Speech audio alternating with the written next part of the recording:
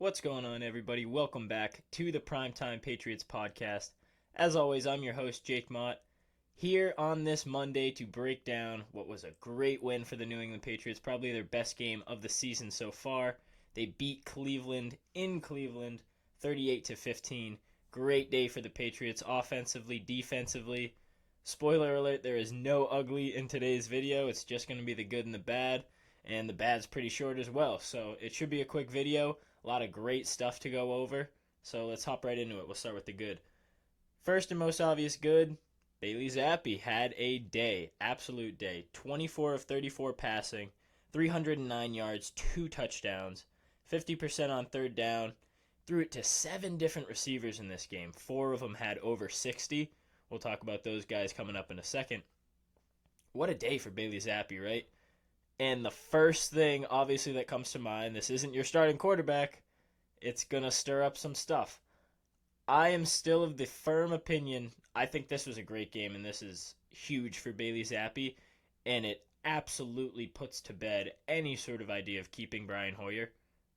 No reason, unless you want to keep him around as sort of a teacher of the offense. But like we said last week, it's a new offense. It's not the same offense that Brian Hoyer's been running for years. Maybe the concepts are similar, but it's not the same.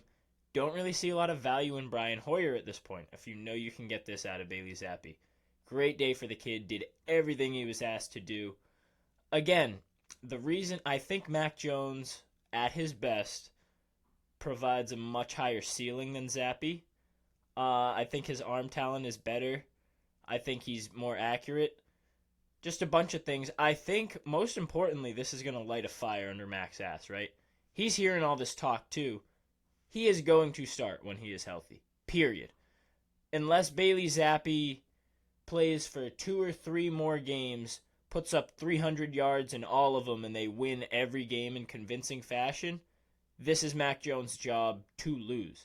He is going to get the job, and for the rest of the season, at the very least, he is going to be your starting quarterback.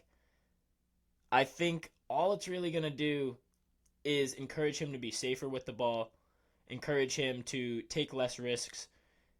Zappi is basically doing what Mac Jones did last year, right? He's distributing the ball. He's doing what they have to do, playing behind a really good defense and solid running game, and just distributing the ball to athletes, right? That's what Bailey Zappi's been doing. Bailey Zappi hasn't been taking off, extending plays Josh Allen style and carrying an offense with a bad O-line, right? That's not what he's doing. I still think this is Mac Jones' job. I think this will, again, encourage him to be safer with the ball, look more like he did last year, but still take a little bit of a jump that we hope to see out of a second-year guy. I still think it's Mac Jones' job, unless something changes here. Again, you'd need to see this game like 2 or 3 more times in a row, consistently. And I just don't see it happening. I mean, even if that's the case, Mac Jones is going to start when he gets back. Will it be a shorter leash? Does Zappi continue to make that leash shorter? Sure, but I still think it's Mac Jones' job. So all of your receivers and tight ends, that's the next thing on the good. You had Devontae Parker, 4 for 64 yards. Jacoby Myers, 4 for 60. Hunter Henry, 4 for 61. Jonnu Smith, 2 for 61. Had that big play at the start of the third quarter. And Tyquan Thornton, the rookie receiver, 4 catches, 37 yards, 2 touchdowns. All right, 1 in the air. Ran 1 in as well on a end-around wide receiver jet sort of play. Awesome. Awesome stuff to see, especially Tyquan Thornton and especially Hunter Henry, right? A guy we've been worried about all year. Hunter Henry, too, I was losing my mind in the first, I believe it was the first quarter of this game. Hunter Henry catches a touchdown pass. The defender shoves him out of bounds, and then he comes back in and it's illegal touching. I could totally be fudging it up. It's my fault. The way I understand it, if you are forced out of bounds by a defender, as long as you make your way back into the field of play, it's okay. And he did everything he could to get back into the play. Gets back into the end zone, makes the catch. They call it illegal touching. I don't know. I guess we should just shove every single receiver and tight end out of bounds because then they're ineligible for the rest of the play. I think that'd be a great idea. Total bullshit, in my opinion. Obviously still upset about it. Thought it was a great play from Bailey Zappi. Shoved a defender out of his face, delivered a dot to Hunter Henry in the corner of the end zone. Defender shoved Hunter Henry out, so that's Hunter Henry's fault. Whatever. Hunter Henry, great day. I'm counting it as a touchdown. I don't give a shit. 4 catches, 61 yards, a touchdown, and a touchdown. I'm adding a 2-yard touchdown there. 5 catches, 63 yards, and a touchdown. Hunter Henry, back to play, back making plays. It's with the backup quarterback, but hey, maybe that says maybe Mac's the issue, at least in that department, right? At least in the Hunter Henry department. So we'll see where it's going. Great day for all of those receivers. They really stepped it up. Especially great to see Tyquan Thornton, right? This is the rookie. He's back in his second game, already making big impact plays. He looks super electric out there. When the ball's in his hands, he's making plays. Still so goddamn thin. I wish he could put on some weight because it's terrifying. Every time he gets hit, you just expect him to stay down. But was able to make it through the game yesterday. Had a great day. Love to see it. Moving on, the O-line in both the running and the passing game. Great job from this O-line. There was a lot of penalties. We'll talk about that in the bad section. And a lot of them were false starts and holdings. It's going to happen. It's understandable. You killed the Browns in times of possession in this game. You had it for 35 minutes to their 25. So you ran a lot of plays. You had a lot of volume. There's going to be mistakes. There was a lot. We'll get into that in the bad again. But I think overall the O-line did really good in both the running and the passing game. Pretty good protection all day. Only 2 sacks on like 36 dropbacks. That's pretty damn good. And again, speaks to Zappe. Last week had 0 sacks. Guy maneuvers the pocket pretty well. And a lot of people, that's what they were saying. He's really getting out and moving around. I was watching the game with my cousin Ryan and a few other friends, right? And my cousin's saying, look at him move around, right? Look at him move in the pocket. There's a lot of times where you could definitely see Mac Jones just kind of eating it and taking a sack. Bailey Zappe extends that play, doesn't get floozy with the ball, either throws it away if he has to, finds a receiver, does whatever he has to do, right? Great job from Bailey Zappe avoiding those sacks. But it's the O-line, okay? First and foremost starts with the O-line. Great job protecting Bailey Zappe all day. Great job there. And then running the ball, very effective too, right? They didn't have to lean on it in this game. They had 309 passing yards, which is incredible. So they had 76 yards on 19 carries. That was Ramondre Stevenson. 4-yard average. Also great to see, right? Ramondre Stevenson, the lead back this week. Really nobody else on the depth chart to mess with him. Didn't seem to be gassed out there. Didn't seem to really need anything more than he got. He handled the extra load very well, I thought. 4-yard average, 2 touchdowns. Great day, right? Great job for Ramondre Stevenson. We were able to lean on him time and time again for him to make plays for us, and he stepped up and did that. O-line, great job, right? It was scary in the first couple weeks. Totally turned around now. Very similar to last year. Again, the O-line started kind of shaky, and then they rounded into shape. We're definitely seeing that now. They're dominating, and it's great to see. Two goods, excuse me. Your defense. Literally everyone on it, except one person. I'll get to him in a second. Don't totally think it's his fault, but we'll explain. So defense, great job in this game. Forced 2 picks, 2 fumbles. That's 4 turnovers. You're going to win 95% of the games that you have 4 turnovers in. So your defense is setting you up for success. The offense executed like they had to and capitalized on the turnovers, right? Defense, phenomenal job in this game. It was the first, maybe the second, there might have been a check down, but first drive from Jacoby Brissett, first or second pass, interception. Kyle Duggar, right? Runs the route for the receiver, makes a decent cut on it, drops right into his hands, right? Great job from this defense, stepping up all day. They held Nick Chubb to 56 yards on 12 rushes and no touchdowns. Nick Chubb is a touchdown machine. Every game, it seems like Nick Chubb gets at least 1, sometimes 2 or 3 touchdowns, right? Totally shut him down in the touchdown department. Held him to under 60 yards on 12 carries. Phenomenal, right? Great job from this Patriots defense. Combine that with how well they played in the secondary, right? Pass game, run game. Defense was shut down yesterday, and it was phenomenal to see. On the road, too, in Cleveland. Didn't seem to have any effect on them. They played phenomenally in that win. So, Patricia's best day. Definitely. So many open receivers for Bailey Zappi, right? Bailey Zappi had a great day.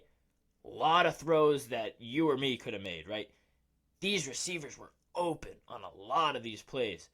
And you got to credit that to the play calling, to Matt Patricia, Joe Judge, whoever's the overseer, whether it is Bill Belichick, whoever's making those final decisions and encouraging those play calls, had a great, great day Sunday in Cleveland. I'm going to give it to Patricia. He's the guy that we consider to be the offensive play caller, at least at this point. I thought it looked phenomenal. It looked better than it has all season. You had big chunk plays like that 50-something yarder to Jonnu Smith, right? Big plays that are working now and that the Patriots are hitting on. And the 50-50 balls to Devontae Parker. Phenomenal catch down the left sideline, right? I'm sure you guys can remember. Devontae Parker goes airborne, gets parallel to the ground in the air, makes a phenomenal circus catch. Great job from Devontae Parker there. But best day for Patricia, definitely. Let's move on to our next and final segment for today, the bad. No ugly in this one. Hard to pull an ugly out of such a dominating, awesome performance from the Patriots. But the first bad, Miles Bryant. I'm not sure this guy's really, or I'm sure this guy is a great slot corner, right? I've seen him play in the slot. He does well in the slot. If you're dealing with shorter, twitchier receivers, he will most of the time get the job done. He's very quick.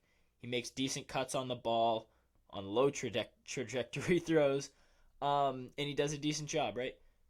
But it seems like at least once or twice a game, teams are able to get him one-on-one down the field, and he just gets embarrassed 10 times out of 10. Over and over and over and over and over again. Because he's like 5'3". He's 5'9" in reality, but I guess he can't jump or play 50-50 balls whatsoever. Because he just gets embarrassed by it looks like he's 5'3". That's how, because for whatever reason, I mean, there's plenty of guys, right? Like Chris Harris Jr., great corner. He's only 5'10", right? Darrelle Revis was only 5'11". So it's not like he's like severely shorter than these people. I do think they probably have him at 5'9". He's probably 5'8" or something in reality, but it's not like he's actually 5'3". It looks like he's 5'3". It's constantly, right? Amari Cooper just is not a tall guy himself. I believe Amari Cooper's probably only 6'1" or something. Just mosses him in the back of the end zone, right? Just drops it in. Miles Bryant not playing it whatsoever. Like, it hurts. It sucks, right? And it doesn't matter in this game, right? Because you're dominating the Browns. If this isn't a big game, say you're up 4 points in the fourth quarter, somebody just mosses Miles Bryant in the corner of the end zone. It's like it keeps happening over and over. So you either need to find a way to get somebody out there who might be a little weaker in the slot but can play corner 20 yards past the line of scrimmage, or you need to just absolutely make sure that Miles Bryant doesn't end up in that situation, right? It keeps happening. It's like every week it happens once or twice. Something's got to happen, right? Quarterbacks are just dropping it over his head every single week. So something's got to be figured out. We got to avoid putting him there. I don't know what the exact answer is. Again, I think he's a good slot corner. Just can't do it down the field. Is what it is. Again, you got to pull some bads out of everything, even a great win in Cleveland. So that's our first bad. Our second bad is really out of their control for sure. Kendrick Bourne and Christian Barmore both go down with a toe and knee injury, respectively. The good thing is neither of them seem to be super serious or season-ending. That's great to hear. It keeps it out of the ugly category. If you lost Christian Barmore, especially Christian Barmore for the season, that'd be beyond ugly, right? He is, I think, your most intriguing young player on defense.